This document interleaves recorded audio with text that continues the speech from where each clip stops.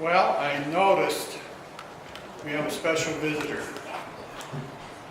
walking in the chapel right now, someone that was present when John W. Hess was on the earth, and he actually dedicated this building.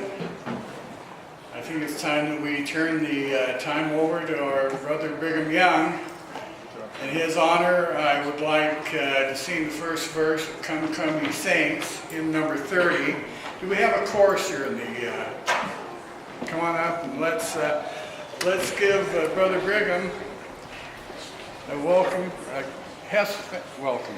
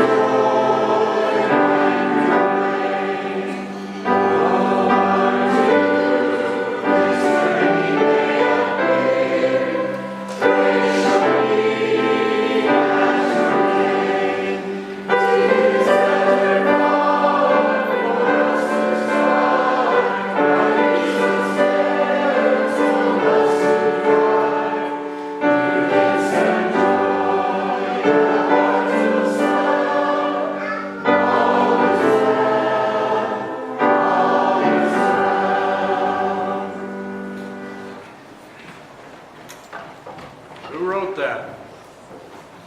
Who wrote that? William Clayton. When? 1846. Wrong. When? 47. Thank you. What were the circumstances?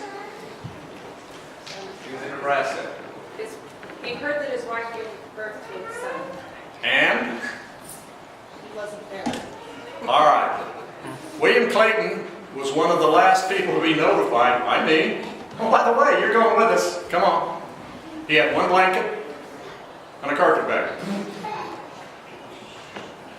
His wife was pregnant and not doing really well. She was kind of sick. And you ladies know that the mortality rate when women are giving birth in nice, clean houses in those days was rather high. She didn't have a nice, clean house. She had a cabin with a dirt floor and a dirt roof. He received word that both his daughter and his wife were doing very well. Now, William was a rather proud man, so he went off by himself so he could cry without the rest of us seeing him. He was gone for several hours. When he came back, he said, Brother Brigham, I wrote a song. I'd like to sing it. That was the first time anybody ever heard Come, Come Ye Saints. Come, Come Ye Saints became the marching song for all of the pioneers that crossed these United States. And as you just heard, saints are still singing it today, and I might add that you did a beautiful job. Now, I was a wee bit confused when I walked in here. Actually, I was a wee bit confused when... Where'd he go? Out in the hall. He's out in the hall?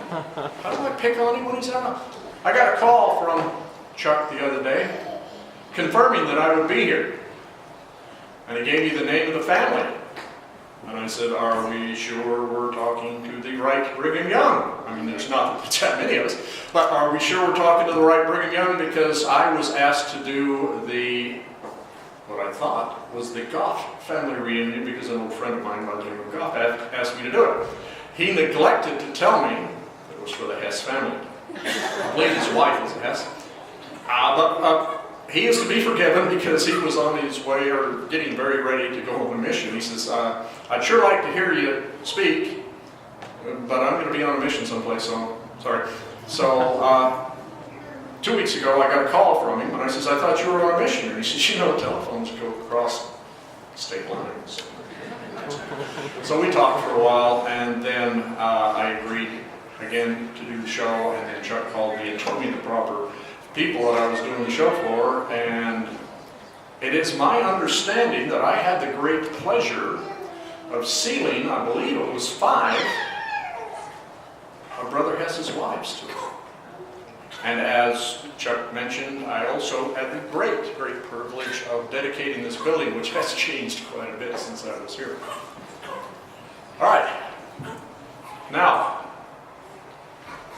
from now on, Brother Brigham is in the house. I will not answer any questions addressed to the other fellow that was just talking to you. I am Brother Brigham. That thing, excuse me, there's a door here that keeps hitting me, and where it's hitting me, it's not comfortable, so we'll just open it and get it out of the way. All right, do any of you have a question for Brigham Young? There's got to be somebody at some point in your life says, you know, if I was just able to ask that old turkey, use. If I was able to answer that old turkey question, this is what I'd ask him. Do we have any questions? Yes, sir. So a few weeks ago, I had the pleasure of hiking up Ensign Peak with some of my friends. I did too. While we were up there, we reflected upon your journey up the mountain and what it was like for you. Could you describe that? You've got to remember that Brigham Young, the man, was one whale of a man. Brigham Young, the prophet, was even better. Brigham Young climbed that hill. As he was climbing up the hill, he was talking to several of the other brethren, and you've got to remember that it was only a few days after I was so sick when I came into the valley, I couldn't even sit up without help in the back of the carriage that I was in. A few days later, after many blessings and nourished, a lot of love and nourishing from my good wife and a lot of my friends, I was able to get up and move around. And then we climbed that hill. I don't know about you, but I was exhausted when I got to the top of it. Oh, it was all time. Did you know that George Buchanan once spoke in the United States Senate? He was a senator at large from the territory of Deseret, and he spoke and he said, I have been to Ensign Peak, and it is the highest place in the United States. He got a little excited. But when I got to the top and turned around, we had a prayer circle, and then I got up and turned around and looked at the valley. I mentioned to the people that were with me at that time that the day will come, and it will not be too far off. We will probably never live to see it. But you will travel this valley.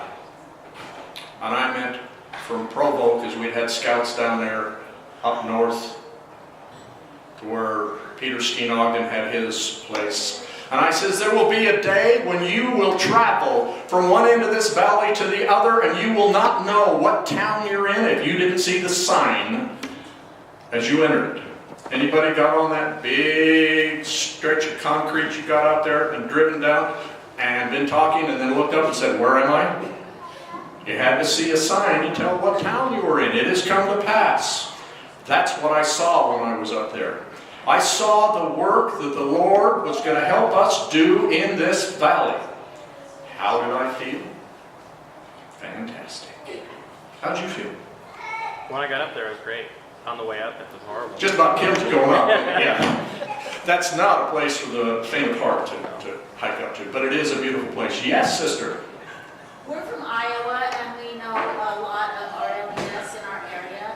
I was wondering if you could give us your perspective of the people that stayed there and eventually became RLDS. Ooh. Joseph Smith's son ran that organization. My opinion of the people that stayed there, they did what they thought was right. They were wrong, but they did what they thought was right. They stayed true to what they believed. And for a long time, so did the church. but then it went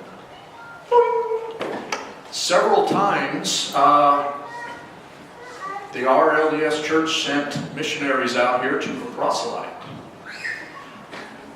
Joseph Smith III sent 2 of his brothers out here to preach to us.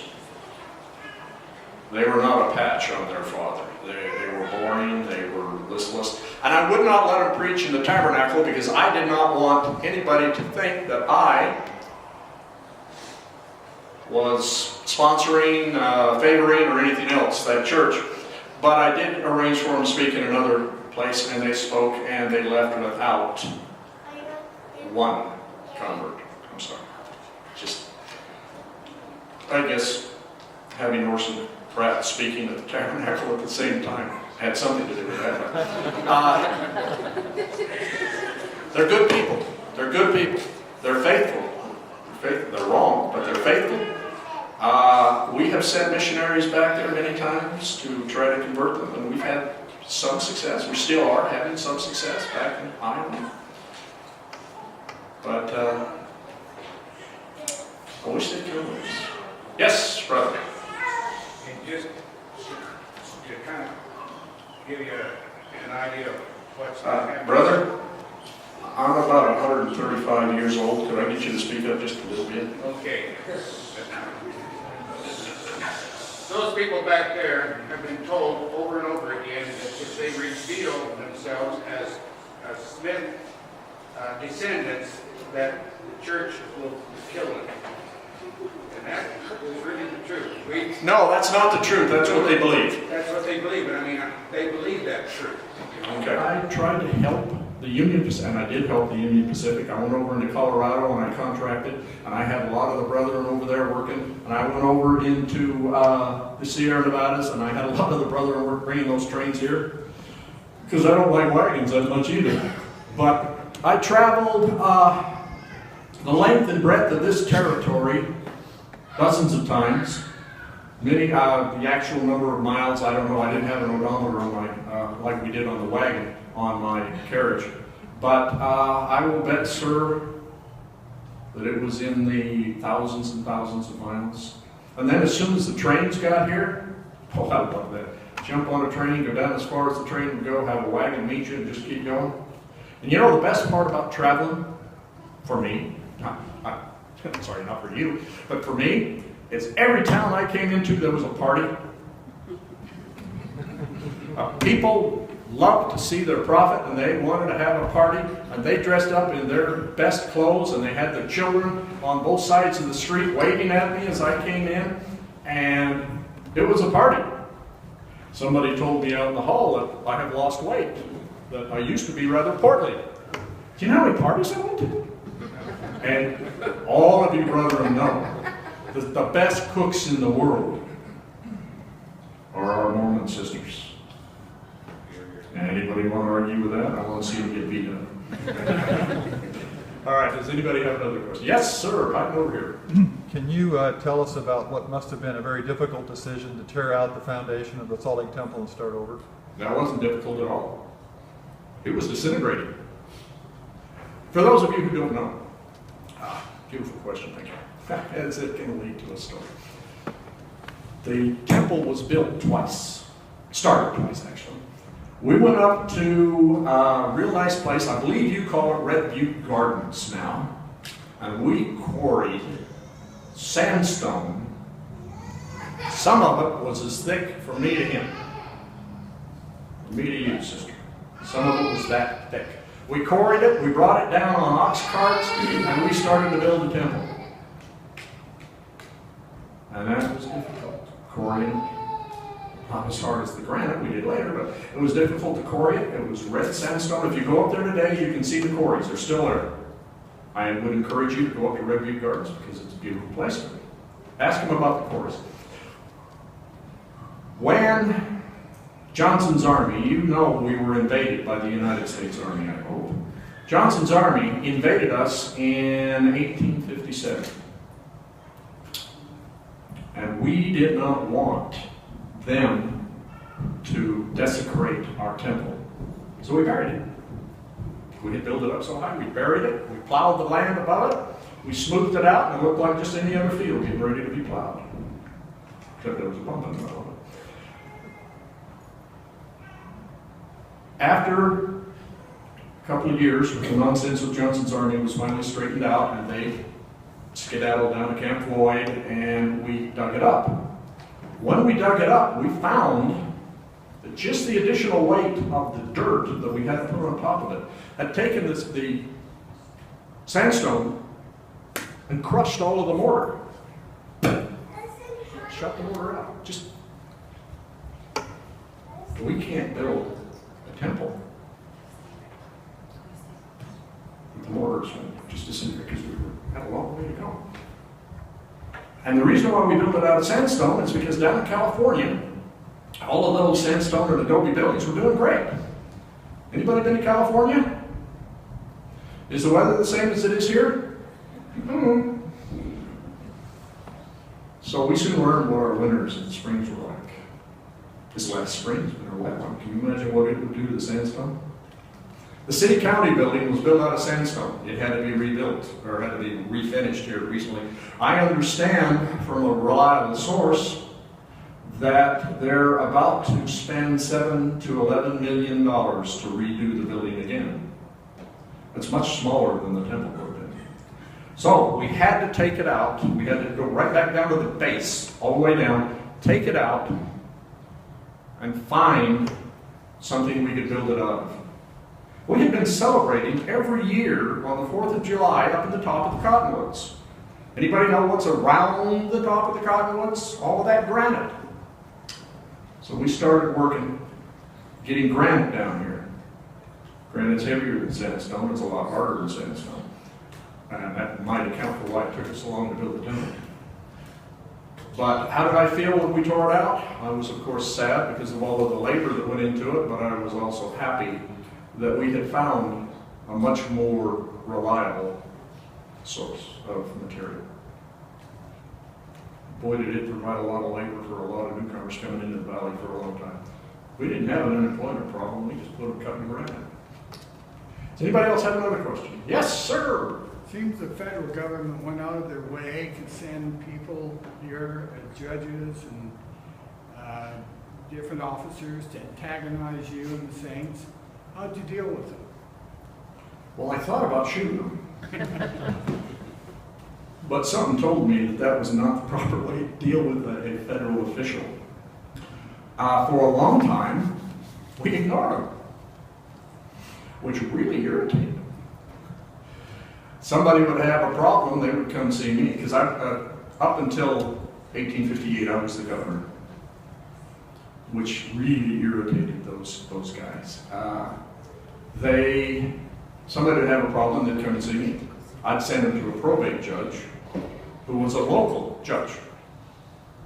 Your neighbors and your friends elect you, you're now a probate judge. You're also a Mormon. Go ahead, fight against us in favor of those federal judges, and then spend the night in your cabin. We stuck together. We ignored them, we placated them, and finally they started pushing and shoving, and we just told them to go away. Which led to the war in 1857 where we were invaded. Now this is a strange war. One man died. Well, actually, two. One was shot by a friend of his. He was way up on top of this cliff, and he says, "Hey, them soldiers ain't ever going to be able to shoot us up here. Try it." So the guy, okay. Good friends. Guy took a musket. Boom! Didn't make it up. And he says, "See, there ain't no rifle around here that can." Another guy stepped up and says, "I can shoot you." "No, you cannot." He says, "I can shoot you." "You cannot." He had a 50 caliber instead of that 32 that the first guy shot him dead. Then just after that, they decided they weren't going to be targets anymore for each other. And then Bill Hickman they captured a couple of people coming into the valley, and Bill Hickman was told to take him into Salt Lake and put him in jail. Well, the man had $600 in a gold watch, and Bill Hickman was back the next day with $600 in a gold watch in his pocket. So they're pretty sure he died on the way to town since he never made it. Incidentally, Bill Hickman was also known as Bloody Bill Hickman. He liked to kill. a little crazy. But a good man. He was excommunicated, I think, 5 times. He just kept repenting, coming back. Finally, he sent him to Wyoming and said, don't come back. What was the original question? Oh, federal officials. Okay, after they all left. They left, and they went back, and they told President Buchanan, who was new in his administration, those Mormons are in rebellion. They are horrible. They ran us out. They're destroying all of the records. There are no federal records, but we had excellent federal records. They were in the building. They were fine. Nobody ran them out. We just ignored them until they got tired. And so they sent more federal officials. And we treated them pretty much the same way, except one federal official, and since there are ladies and children here, we will put this as delicately as possible. One federal official bothered a young Mormon girl who was a virgin. He decided it was time to get out of town. They made it up to the top of Emigration Canyon when his brother and several friends stopped the stage, took him off, let the rest of the federal officials leave. He was put on the next stage, made it to the first stage station, and then spent a month there recuperating from the beating he took. He's lucky, in my opinion, they didn't shoot him. But we are peaceful people. That word got back there. Johnson's army came out here. The story of Johnson's army would take us an hour or so to tell, but let's jump all the way to the end. Brigham Young, our Porter Rockwell, Lot Smith, and Bill Hickman, and a bunch of others went out there, and they just harassed those poor soldiers to death. They burnt the ground in front of them. They stole their animals. They stampeded their animals through their tents where they were sleeping. Everything they could to harass them. They burned a couple of wagon trains so to deprive them of supplies.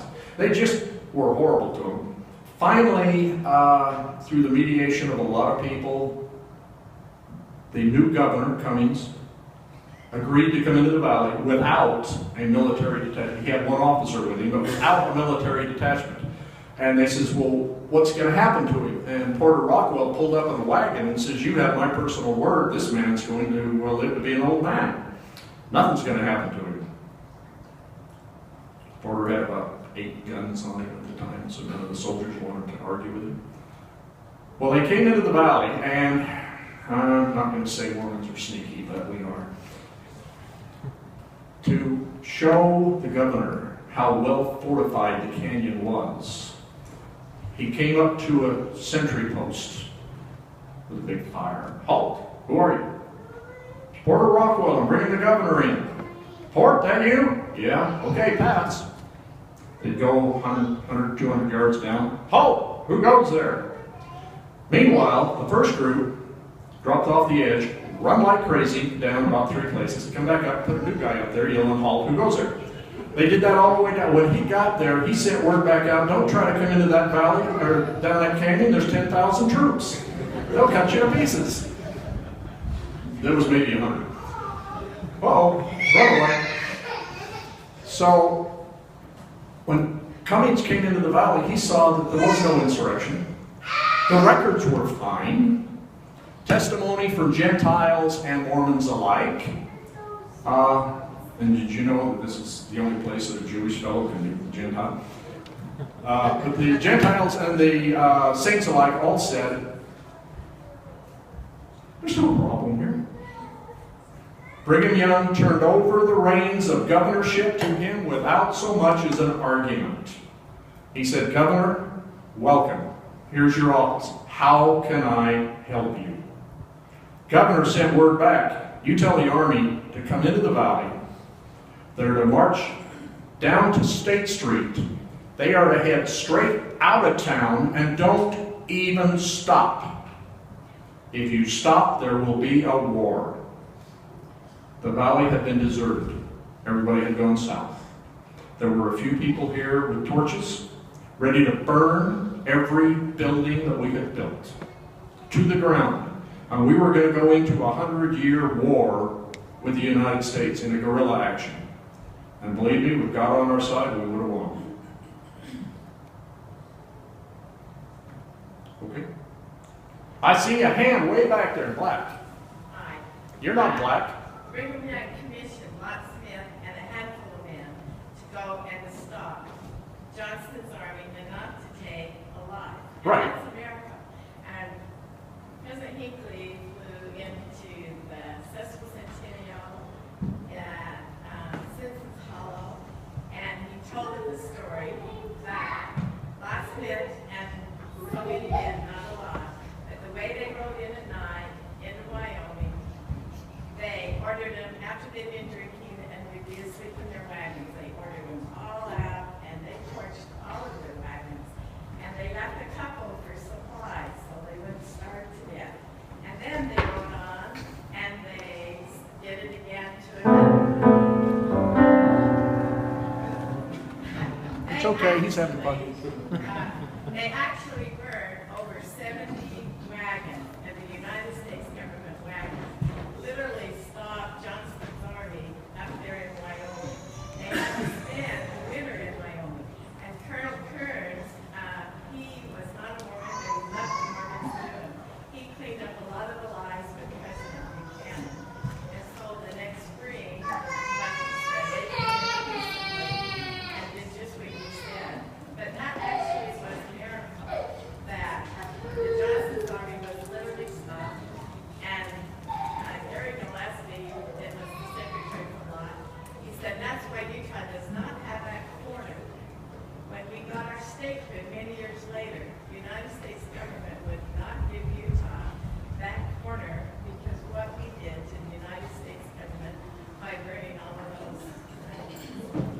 And Rick Young was a very great man. Thank you. Anyway, we've been to the burning. Thank you. Some of the burnings. Your story is really close. Wyoming was made a state, and they took that piece away from us. We were still the territory when Wyoming was made a state. But that is the reason the president said, them Mormons ain't gonna profit from burning them wagons. And that's why we've got the peculiar shape that we do today. Yes. Was there a question in there, or did you just want to, was there a question in there, or you just wanted to say it? No, that's fine. Question? Oh. No, that's okay. I love the story, because you're right. Yes, there was, yes, over here. What was the criteria for people engaging in polygamy? Did they come and ask if they You better. okay, and did, you know, Is that fine gentleman sitting next to you that's almost asleep, your husband? yes. Good, good, good. All right, sir. Got this good wife, and you want to take her sister or some other woman as your wife. You come and talk to me. You know the first question I'm going to ask you? Why? Why do you want to take another wife? Well, the sex is great. You're out the door. I want to take another wife to show the Lord my dedication to what He has told us to do. And with my farm, my ranch, my business, I can afford another wife and additional children. You couldn't just run off and marry 10 women. You had to be able to afford them, because I'm not going to support your wives. I had a hard enough time supporting mine. But there was a very religious aspect of it. Why do you want them? Do you want them for companionship? Do you want them for, because you want to show the Lord that you can follow what He says, even though it is unpopular? He could go to jail. The Morale Act against cohabitation. They tried to put me in jail. Every federal official that came out here tried to put me in jail using that law. I considered that law to be unconstitutional. It violated the First Amendment. So I ignored it because it was unconstitutional. I know that's rather presumptuous of a citizen, but I just ignored it. And my friend, the probate judge over here, he agreed. And And since it was not a federal crime, he had to try me.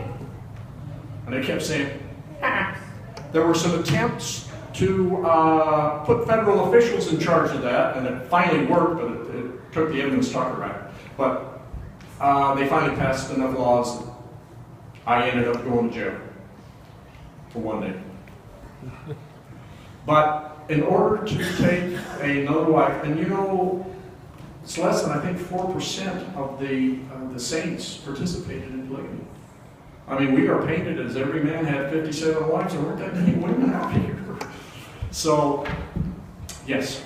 Any other questions? Sir, in the black bag. Big. Yeah, I'm looking for one of your homes between Chesterfield and Soda Springs last month. I wasn't able to find it. I was wondering, what did you do in that part of the area, and what time of year was you living there? The home must not be there anymore. Probably not, but you know, I basically lived in 3 houses: the Beehive House, the Lion House, and the St. George House. The rest of my houses were for other people, like my wife's. The Beehive House was mine. I lived there. The Lion House, I had a bunch of wives living in there. And then what a lot of you probably don't know is up on the hill, I owned that up to the Capitol. That was mine. Up on the hill, we built what we called the White House. And the reason it was called the White House is it was painted white. Not much of an imagination on my part, but it worked. That was an apartment building where a bunch of my wives were. Then we had the Forest Farmhouse on 27th South, down about 3rd East or something like that. That was a place where I entertained. I had several wives living there, but it was also the very first extension farm in the state of Utah. I had saints coming in from all over the world. I had missionaries coming back. I had them bring seeds and starts and plants, whatever they could carry from all over the world. We would take it out there, we would try it, grow it. If it worked, we would spread seeds and starts all over the territory so that we had the best. Did you know a great many of our sisters, a bunch of them right there, had some of the best flower gardens that you've ever seen out here in the first few years we lived here? I told the sisters, if I walk up to your house and I see flowers growing there, I know a good woman lives there. If I walk in the house, even with a dirt floor, it's kind of hard to keep it clean, but even with a dirt floor, if you keep the house clean and tidy. If I see your husband has all of his buttons on his shirt, I know you're a good woman. And if I come in and sit down and have supper with you and you cook a tasty, it might not be a real fancy meal, but you cook a tasty meal, I know you're a good woman. Or one time I got kind of angry with the saints and the women because the men were running around with frayed collars and buttons missing. So I got up in the tabernacle during conference and I laid down the law. This ain't going to happen no more. And I use the word ain't a lot. I'm not a very well-educated man. This ain't going to happen no more. You ladies are going to shape up. You're going to start taking care of your men. You're going to do this and this and this. And I says, and if there's any woman here who needs help, I will personally come over to the house, help them sew buttons on, help them mend shirts, and then I'll cook them a dinner. You got to remember that my wife had consumption. My first wife had consumption for several years before we joined the church. And I would work all day, and then I would come home and take care of the family at night because there were times when she couldn't even raise her head off the pillow. So I can't sew one button. Somebody's back there just getting tired, waving his arms, so I ought to shut up and let him speak. Go ahead. I have a question. Yes, sir. I have several questions. Tell me this. Why did you ever experience going through the Kirkland Temple? My experience going through the Kirkland Temple? Yes. And why were the endowments changed once they were in the And how much does the temple ceremony is identical to the Masons? I'm not going to answer that last question, and I think it's a totally inappropriate question to ask.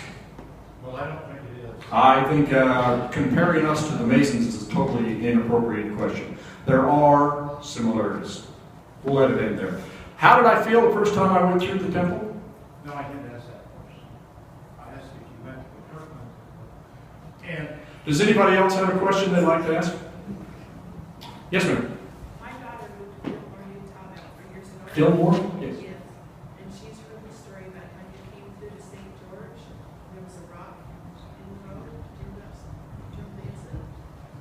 No, but keep going. Sounds great. Well, she said that you came through the way to St. George, there was a rock in the road, and you told them to move and to clean up, and they didn't. When you came through, it was still there. And they said that Gilmore would never progress because they didn't do what they were asked to do by the rock. That makes me kind of a stinker, doesn't it? Might have to research that. I think you may be in the realm of an apocrypha or legend. Let me tell you a legend. Let me tell you a family legend here. How are we doing on time, boss? Oh, okay. Let me tell you a family legend, because what I say is everybody's getting up and leaving. Let me tell you a family legend about the Ashby family. I know the Ashbys. Alton D. Ashby told his son Dwayne Ashby, who told all of his children, that Nathaniel, who was the first member of the LDS church in the Ashby family, he converted in Massachusetts and came to Nauvoo. He rode into the valley of the Great Salt Lake with Porter Rockwell and 3 other men, well armed, and the guns across the saddle, and they were all macho men. Nathaniel never made it to winter quarters. He was a good man. He was an office man. He owned a business. He was kind of a geek. And he got out there in the middle of the winter. He was trying to take care of his family. He was shorting himself on food so that the family would have plenty. And he died. And they buried him out on the prairie. So it's kind of hard for him to come into the valley. 2 men came into the valley of the Great Salt Lake, the first 2 saints. I'm sure I can remember the name. Orson Pratt and... Thank you, Erastus Snow. And I should know it because he's a relative of mine. Erastus Snow, thank you, Ken. When they came down the canyon, they had 1 horse between them. They came down and they made it as far as the Donner Party did. Well, you know, the Donner Party never came all the way down the Mormon Trail into the valley. The weeds and everything were so thick, and they were cutting and they were just exhausted. They triple-teamed their wagons and went up the hill. You know where that great big apartment is now? They triple-teamed their wagons and went up there, and you may have guessed it wasn't quite as steep as it is today. But they got up there, then they spent 6 days sitting there. Well, they made it that far, and they just couldn't go any further with a horse. So Orson, or Erastus, took the horse and went up on top. Orson said, I'm going down this trail. So he's pushing his way through, and pretty soon he's on his hands and knees, and pretty soon he's on his belly crawling. And he moved some brush aside, and there was, and you know, every time he told the story, this snake gained about 6 inches. This was 27-foot snakes, and there was this rather large rattlesnake, diamondback rattlesnake, sitting in front of him going, rattling. And they stared at each other for a little while, and he later said, you know, I will be eternally grateful to rattlesnakes because I uncoiled and went that way. I uncoiled and went that way. I met up with Erastus. They got up on top of the hill, and when they got up there, they did the Hosanna shout 3 times. You all know what the Hosanna shout is. Hosanna, Hosanna. And waved their hats, and then they went down into the valley. They circumnavigated about 6 or 7 miles, and nobody knows exactly where they went unless you listen to their tale. They started down, and then they started to go towards hell. It smelled like the devil. Now, some of you older folks like me probably remember driving into Davis County, all of those sulfur pits that were out there. They have capped them all off now, so the smell isn't there. But the smell was so bad of sulfur. When I used to, as a kid, drive up towards Farmington and Ogden, the smell was horrendous of sulfur. So they must have gone that way. They stopped and had lunch, made a loop, and came back. They got to almost to the mouth of the canyon, and Orson remembered that he had hung his coat in a tree when they had lunch, and so he took the horse and went back. Erastus started climbing, and they got together and went back to the camp.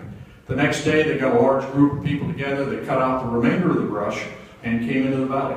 Now, that is the only, hate to break anybody's bubble, but that is the only part of the, about a mile, of the Mormon Trail that the Mormons were the first ones to ever cross. But so many of us crossed on the north side of the Platte River that they call that the Mormon Trail. But the actual part of the Mormon Trail, the Donners even beat us partway down the canyon. But after that, that's it. Are there any other questions? Yes, ma'am. I'll be right with you, sir. Go ahead, ma'am.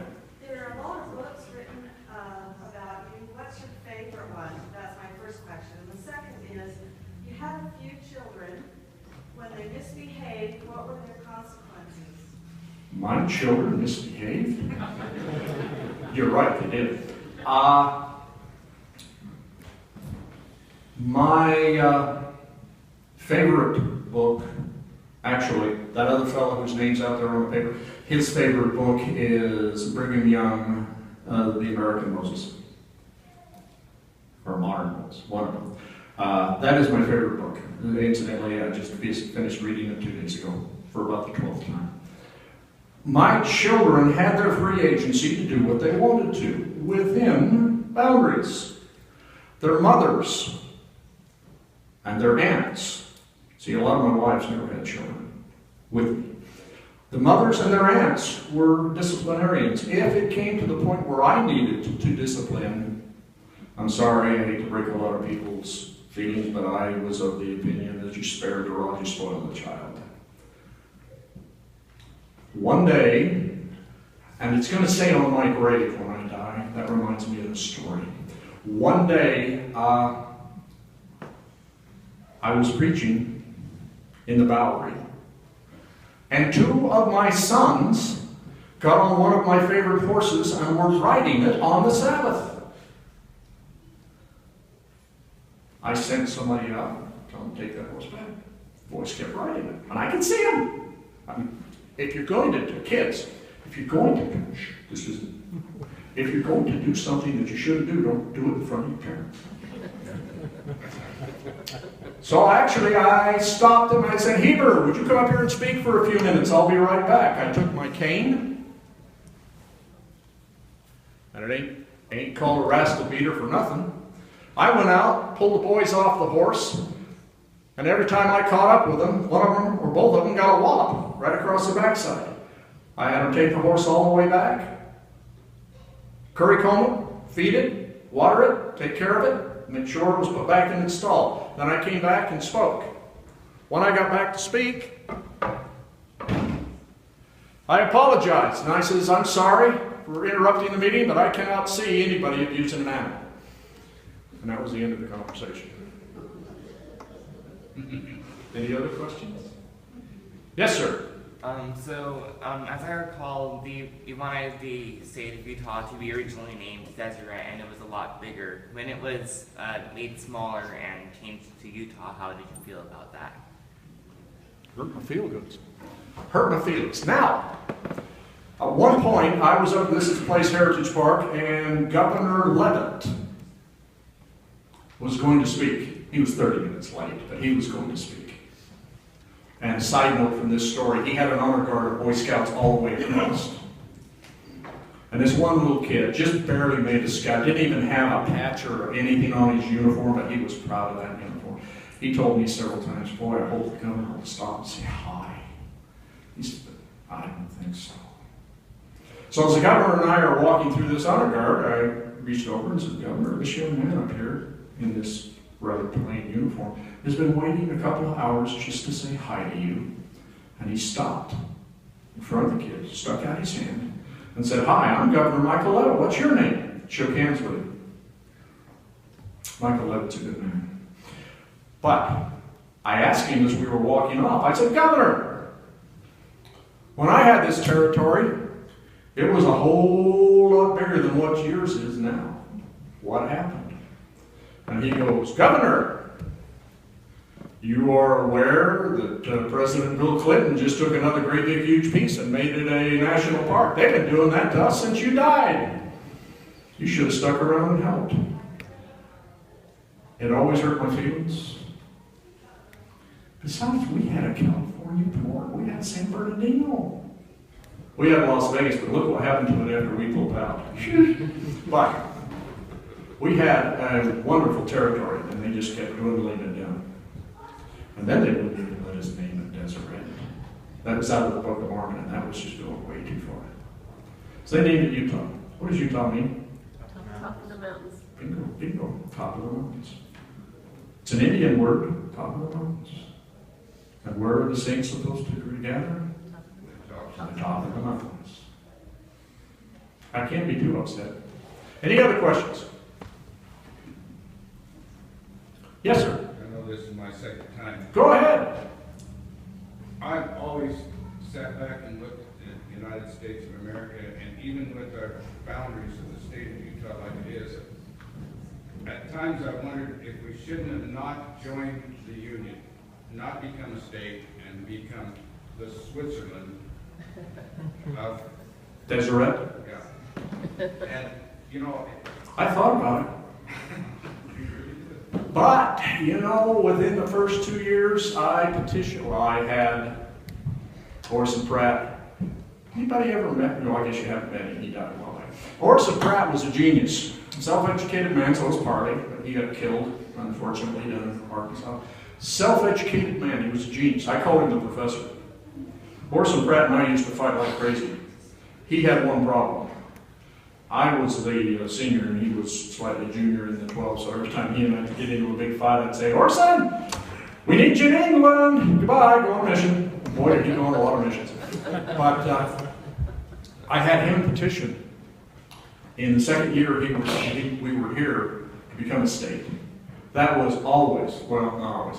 At one point I said I would never sleep again in the United States. That's when we were run out of Nauvoo before I got the territory here. It was back in the United States, so I didn't have my choice. But we wanted to be, for my money, the Utahns are still, for every man, woman, and child in the state, some of the most dedicated, patriotic people that you're ever going to run into. But yes, I did think about it. Because we went from Canada down into Mexico, and we had a finger that went all the way down to San Bernardino. Heber C. and Rich went down there, Charles Rich went down there, but unfortunately during the Mormon War I had to bring everybody back to defend the valley, so we lost a lot of that. Is that an arm up in the air back there, purple shirt? Okay. What about Texas? What about Texas? Well, we thought about it, but yeah. You ever been to Texas? Yeah. Did you like it? 18 years. You came here? Yeah, I was telling you. So you're upgrading. Now, Texas is a grand state, and we did think about it. We also thought of going to an island off of Canada, off by Vancouver for a while. But somebody told me,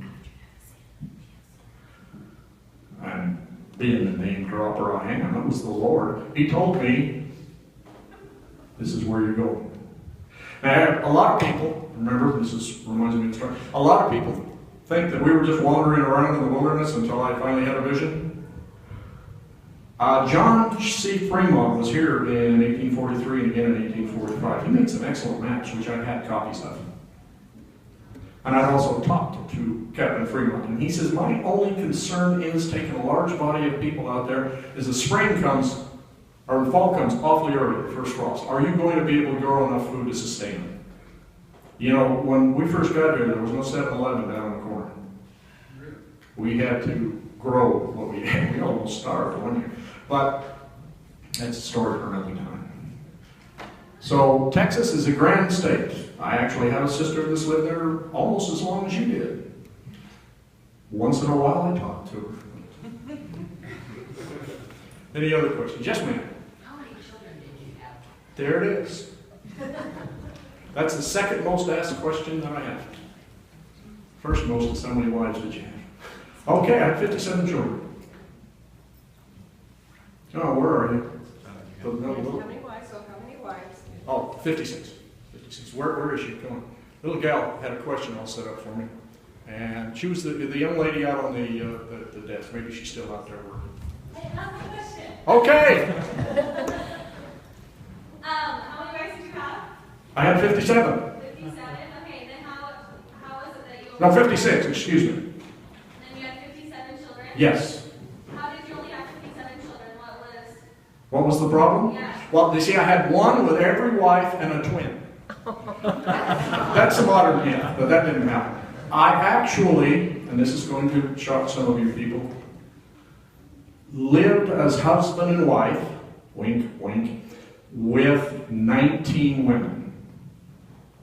The rest of my wives were I considered and called mother. We did not live as man and wife. Now, you, sir, you're a fine man, aren't you? Come on, you can agree, you're a fine man. Thank you. Okay, you have a wife. You have 3 daughters. Your wife and 2 daughters. No sons, sorry. No sons. Son would ruin the whole story. Okay, you have good wife and 2 daughters. You cut yourself on a rusty saw and die. Just a little. You die. You're dead. The territory comes up and says, ma'am, get off our land. You don't own it. Women did not have the right to own property in the territories of the United States. Now, don't blame Utah or Deseret. It was everywhere. So you had to get off your property. You came over in one of the first 3 or 4 wagon trains. You've been here forever. You have helped this man clear the ground. You have bared children. Good woman. Somebody tell me about her, and I'd go out and have a chat with her. We would get married. I would marry her and put her back on her property. And somebody would say, hey, how can you do that? The territory. I was the territory. I made the rules. So I put her back on her property. I would hire a couple of men to help her take care of her property. She's now living on the land that, as far as I'm concerned, she owned. A few years later, down the road, she decides, meets this young fella that comes into the community. They go to dances together, they sing socializing, maybe a picnic, chaperone, of course, because she's still in my life. They fall in love and want to get married. If she's close, she'll come and talk to me. If she's far away, she will send me a letter. I received a letter from one wife telling me the virtues of this individual she wanted to marry, and he was the greatest thing to come down the road since Moses. I sent out a friend of mine by the name of Porter Rockwell. He went out, had a talk with him, checked him out. He was a good man. He wasn't just marrying her to get her property. So I sent her a letter back. As of the date of this letter, you and I are no longer married, and you are now free to marry whoever you want. You can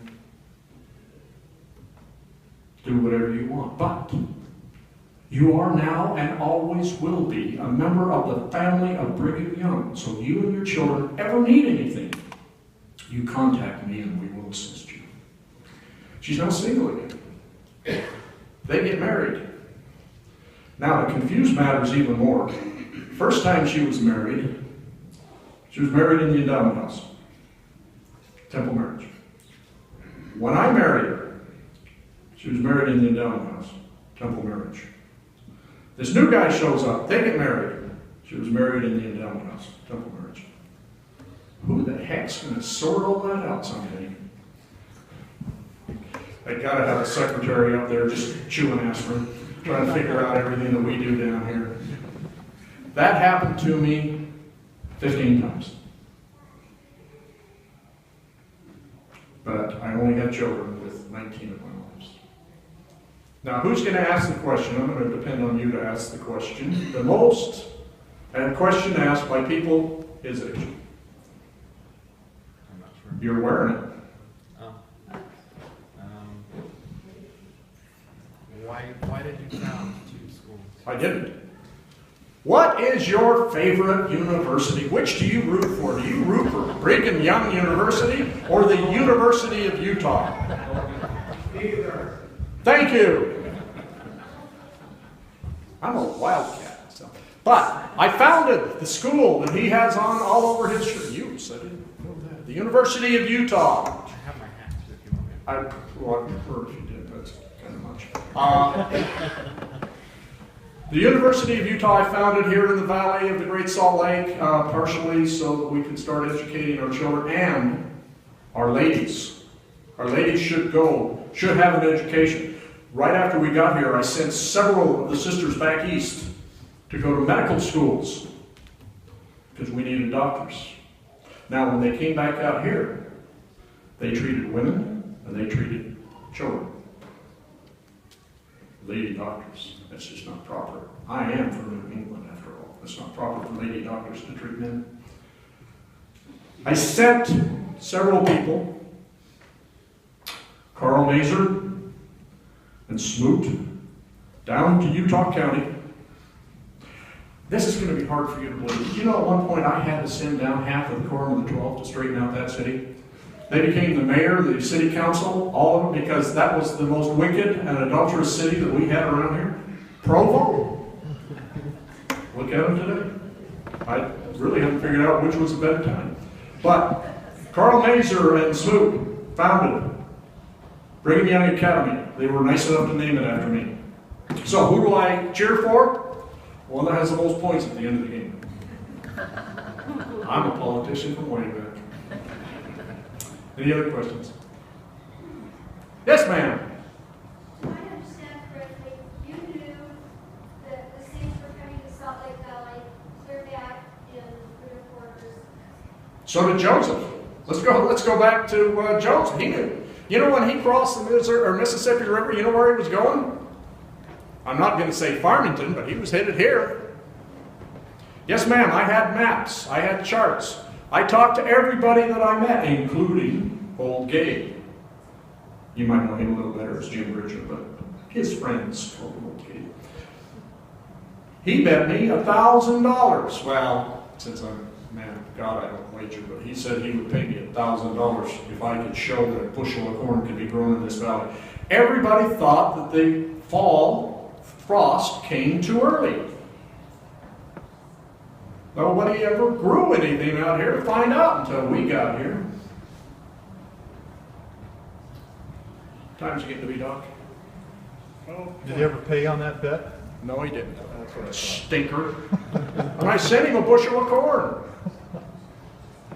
But that's all right. We took his fort and burned it. We bought it. Then we burned it. That's when Johnson's army was coming. That's what the good sister was talking about when Johnson's army they were going to stay at winter quarters, or they were going to stay at Fort Bridger and Fort Supply, which was our fort. They were going to take them and stay there, so we went up and burned them to the ground. Incidentally, you left one small thing out. That was the worst winter on record, even to today, that section of Wyoming has ever had. And they've had some views. Cattle were found frozen standing up in the morning. It was a bad time. Okay, I'm sure you have better things to do, like maybe eat. There's a gentleman back there going like this. I think he wants to eat. So I would like to thank you for the privilege of speaking to you today on one of my favorite subjects. Now, you all look familiar, but to tell you the truth, I ain't got my glasses on, so anybody past the first row, I don't know what you look like. But if we ever see each other again at a grocery store or a baseball game, my granddaughters are all big baseball players, a dance recital, because they also dance a lot. Stop by, say hi, and maybe we can reminisce with some more stories. But I thank you very kindly for allowing me to come by and share your reunion. Thank you.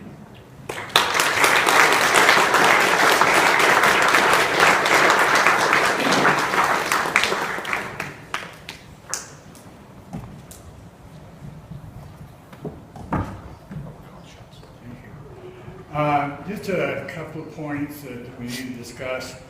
As of this year, I'm stepping down as president of the family organization due to health reasons.